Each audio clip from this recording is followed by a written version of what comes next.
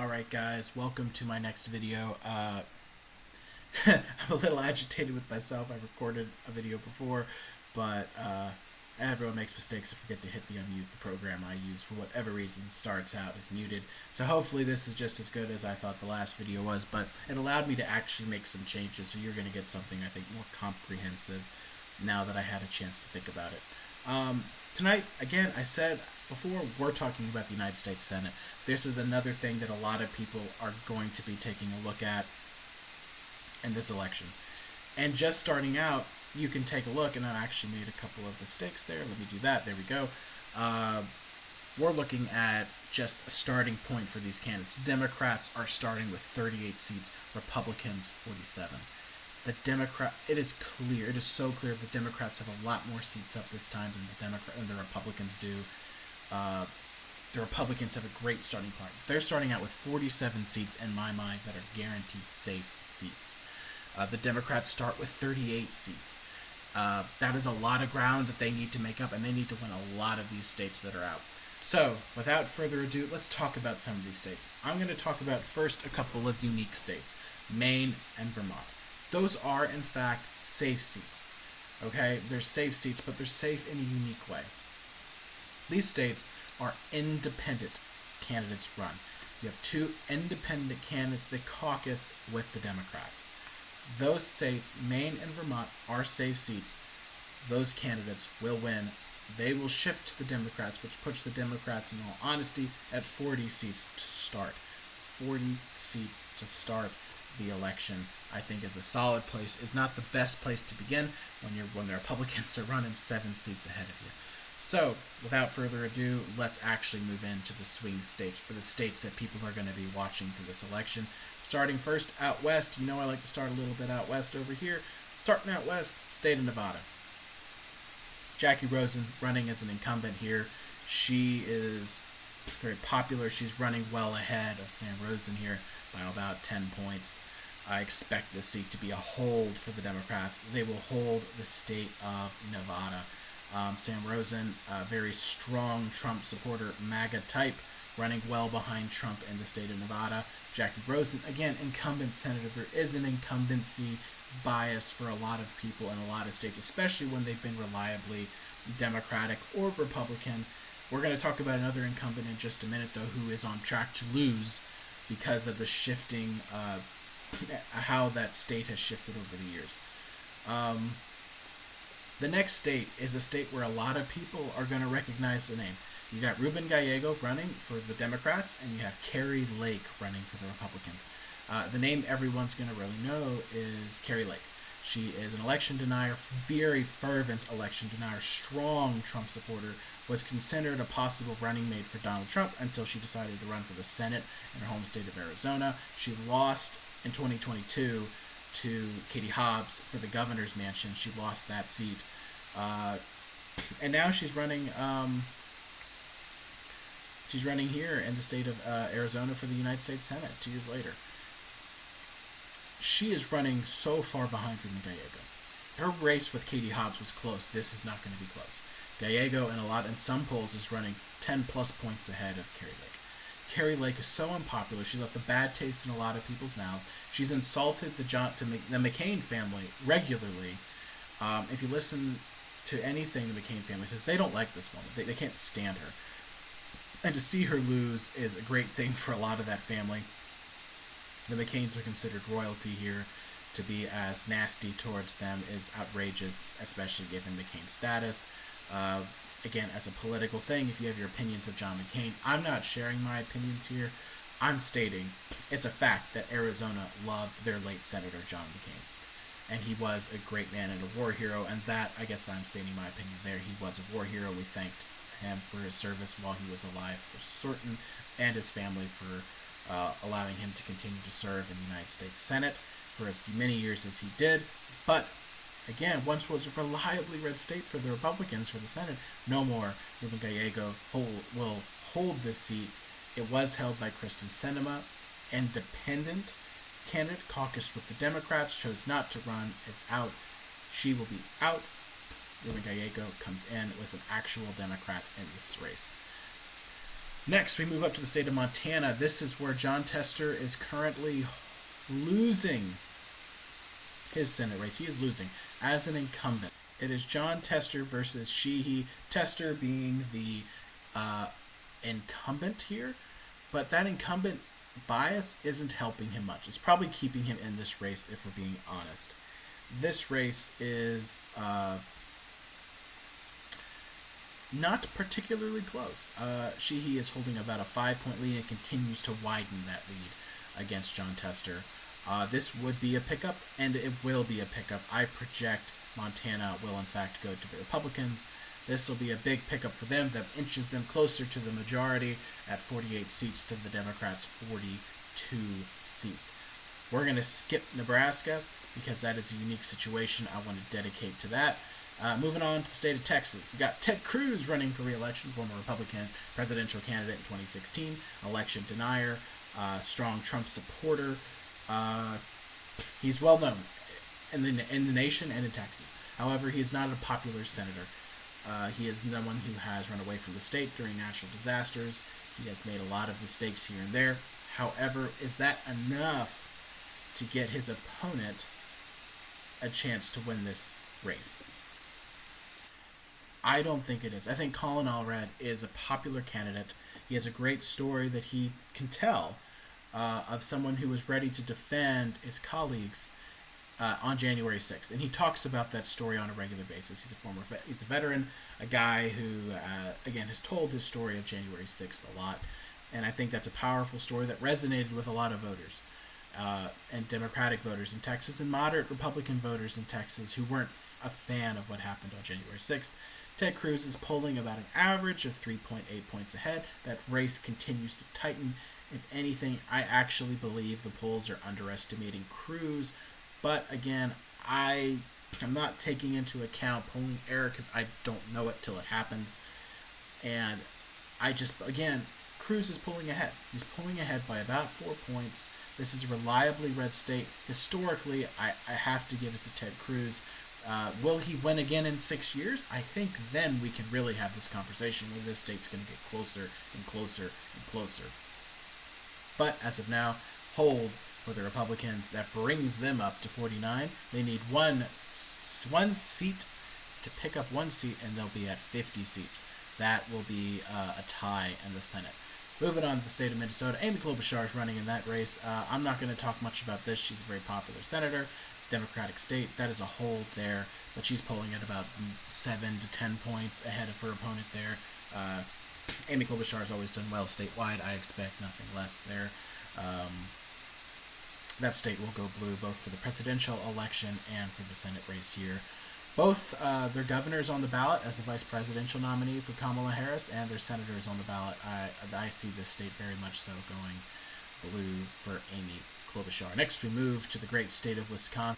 Baldwin holds a lead in the state of Wisconsin here by about 5 to 6 points. I expect the state, again, reliably blue for the Senate to continue to stay that way. Here, this is the blue wall, and it's going to remain the blue wall for the Senate. Again, she's polling reliably ahead by about 4 to 5 points on average. I expect that to continue on here. Wisconsin, hold for the Democrats, brings them up to 44 seats. Let's move on to Slotkin's race in the state of Michigan. In the state of Michigan, Slotkin, again, a popular senator here, Democratic country in the state of Michigan for the Senate seats. Again, she's polling by about I think she's pulling a little bit ahead, about 5 to 6 point lead there. I expect Slotkin to hold this race. Again, these are the swing states we were talking about, right? Wisconsin, Michigan, Ohio, Pennsylvania, not so much Ohio, but these are swing states.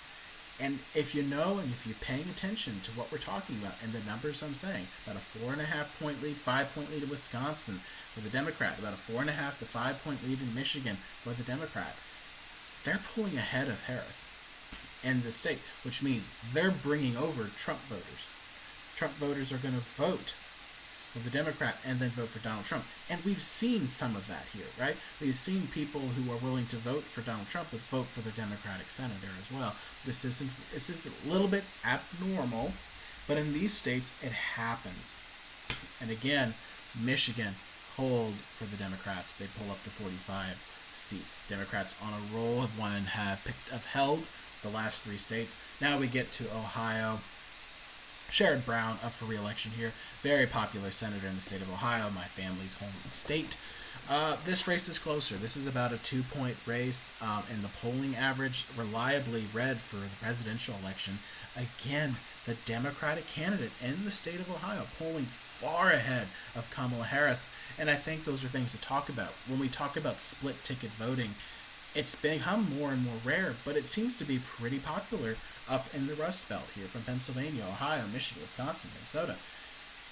All the senators in this race are running ahead. They're also all incumbents. And I think that can matter. These are people these candidates know. Or these are candidates the people know. And I think that matters. Always, the saying goes, the devil you know versus the devil you don't. And I think a lot of this is this here. Ohio, it'll be a hold for Sherrod Brown, but this I could see flipping and being inaccurate. But again, Sherrod Brown's been pretty consistent in holding a lead there. It's not been a big lead, but he does seem to pull ahead on a regular basis. Next to the other blue wall state of Pennsylvania, Bob Casey running for re-election in the state of Pennsylvania. This race is Casey versus McCormick. McCormick had tried to run for governor last in 2022, lost in the primary to Mehmet Oz, better known as Dr. Oz. Republicans have been wanting him to run for a while. They viewed him as the best possible candidate to be, giving them a pickup. Has that been the case? No. McCormick consistently trailing to Bob Casey by about 4 to 5 points. Again, notice the trend. Pennsylvania, Democrat up 4 to 5 points. Michigan, 4 to 5 points. Wisconsin, 4 to 5 points. Klobuchar's a little higher, about 7 to 10 points. Again, in these Rust Belt states, these swing states, the Democratic candidates running for the Senate are outpacing Kamala Harris. So the question can be, can these senators help Harris over the finish line? I think that's a question to be answered and a question to have and something to have a conversation about. Not tonight, though. Just pointing out some interesting facts. And here in the blue wall, the Senate Democrats are well outpacing. This is a hold for the Democrats. They pull up to 47 seats. Next, we get to the state of Maryland. This is a state that Republicans thought they could win. Larry Hogan, very popular governor, Republican governor of the state of Maryland, is running for the United States Senate. A couple reasons why Republicans thought it could be a pickup here for them.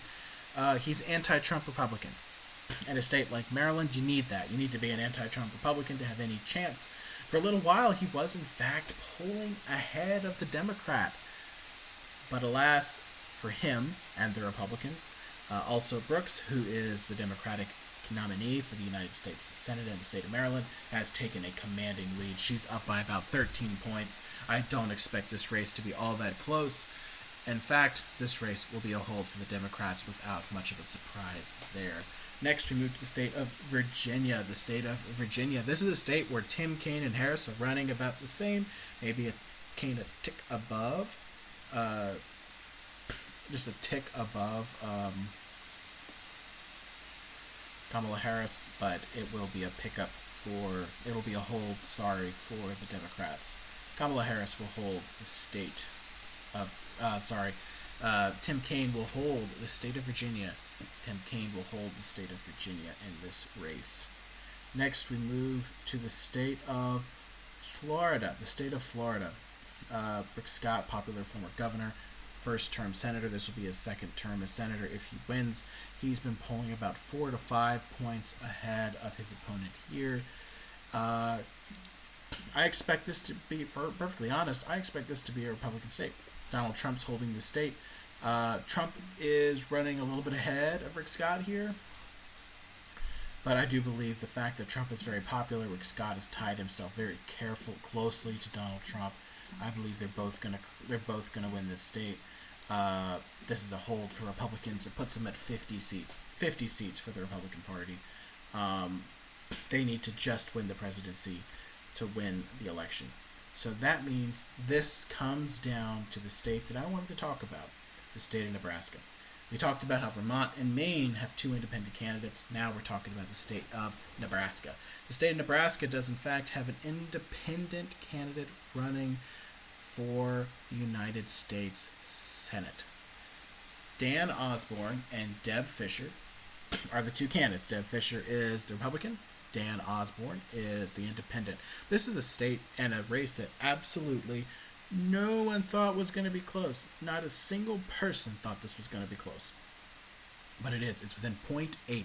0.8. It is one of the closest averages of any of these Senate races that we've talked about so far. In fact, it is the closest of all of them. And it has to do with a lot of Dan Osborne is running as a interesting kind of candidate. Very plain-spoken kind of guy, where Deb Fischer promised she wasn't going to run for a third term. She changed her mind, and she's choosing to run. Politicians changing their mind, not all that unusual, but it seems to have turned off some Nebraskan voters, and Osborne currently seems to be giving himself a chance in this race. Does that mean he's going to win? Nebraska's been a Republican state. Deb Fischer's leading in the polls. Not all of them, and the polling average is wild in this state. The most recent polling both come from the candidates themselves and internal polls they've released. Osborne has himself up by 6 points, where Deb Fischer has herself up by 6 to 7 points. So this race could be within a point, or it could be a blowout either way. I think it's going to be fascinating, but because of the nature of the state, because of the polling average itself, this will in fact be a hold for the Republicans, giving them 51 seats, which means the United States Senate will flip to the Republicans, and they will also have it, and I think this is important to talk about too, they will have a new majority leader, and in this case, it will not be Senator Mitch McConnell from Kentucky. He is stepping down from leadership here. Some people have said it will be Rick Scott. There's some other candidates in the mix as well. Will be interesting to see the direction that goes. But the Republicans will, in fact, get to choose a new majority leader here. The Democrats will win 21 races here. The Republicans 13. But as you can see, the Democrats had a lot more race seats up. The Republicans will pick up the state of West Virginia, Montana. The Democrats are only holding. They picked nothing up. They lost. They lost 2 seats. That's enough to swing the Senate over to the Republican Party. The Republicans hold the Senate. And again, we talked about how in a lot of these states, the Senate Democrats are running well ahead of Kamala Harris. Nevada, Arizona, Wisconsin, Michigan, Pennsylvania, all those states, Ohio, Minnesota, Harris is running behind all these Senate candidates. Can these Senate candidates maybe help her? It's the reverse coattail effect. Could that happen? Or are we going to have a very sharply divided split ticket operation in these races? And I think that's a definite possibility here. But again, that's what's going on. Like I said, this video is really going to be talking about the United States Senate. It's going to be a shorter video. Now, just a couple of public service announcements for this. One, I appreciate all you guys listening to this again. My first video was a pretty big success. I hope this one will be as well. And again, just kind of what's coming up down the pipeline. I'm going to have a friend of mine on, and we're going to talk about these individual swing states. We're going to talk about where each of these candidates need to overperform, or what will happen if Trump does well here or Harris does well here. Can that be it? Will that be enough to push the states? Again, we're going to kind of look into each of these states, look a little bit at some of the swing counties, and have these conversations, more in-depth conversation about the swing states. Him and I don't agree on some of these things. It's going to be a great discussion. I also have a friend of mine who is a Trump supporter, military veteran. He's going to come join me as well, and we're going to talk about why he thinks my numbers are wrong. And he believes it'll actually be a Trump blowout, which is a possibility, believe it or not. The race could be very, very close, but the Electoral College could be very, very not. And that's just the state of the race that we're in. Just like the Senate is going to be very, very close. It's going to be 49-51, but at least that's right now. I think that's the state of this election, right? 49 Democrats, 51 Republicans. And the betting odds, too, if that matters to anybody. I don't take that into account for the presidential election anymore because we're actually getting votes in. But right now, betting odds have always had the Republicans with a very strong chance at winning. And when you see the states that are up, it makes a lot of sense if that's the case. So in this case, the Republicans will take over the United States Senate, like I said. But again, next couple videos, we're going to be really in depth, having great conversations um, about these swing states: Nevada, Arizona, Michigan, Wisconsin, Pennsylvania, North Carolina, who also, by the way, does not have a senator up for re-election. But I'll talk about North Carolina for a short video maybe here coming up, just to highlight my own state there, because it has some interesting things on their ballots that I'm more familiar with. But again, thank you for listening. Thank you for making this been a successful first video. I hope this will be a successful second video. I don't know if I will do another map for the Senate. The most I might do is a quick blurb and show you my map for the Senate, about where I view this at right before Election Day, and give my final thoughts.